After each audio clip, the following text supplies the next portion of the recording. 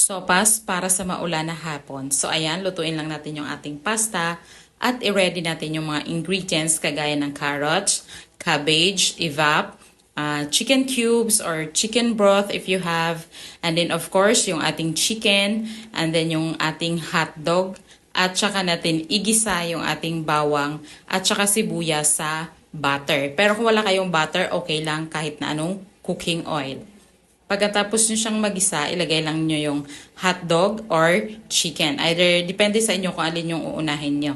As long as na maluto ito ng maayos kasi kailangang maluto yan kasi karne po yan. And then maglagay lang tayo ng pampalasang sangkap na paminta at saka asin. Pagkatapos po niyan, ilagay natin yung ating carrots. Saka natin lagyan ng mainit na tubig para medyo maluto kahit konti yung carrots kasi kahit half cook. Saka natin ilagay yung chicken cubes. Pero kung meron kayong chicken broth, huwag na po kayo maglagay ng tubig na mainit. And then, hayaan lang natin siyang kumulo. And then, kung okay na, luto na yung chicken, saka natin ilagay yung ating pasta.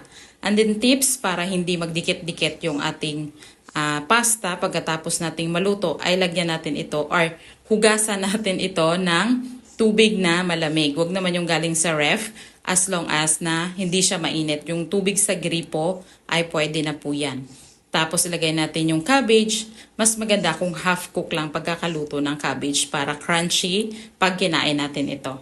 So ayan lang guys ang ating sopas ala Teacher's PH. At of course, huwag kalimutan ang ating evap.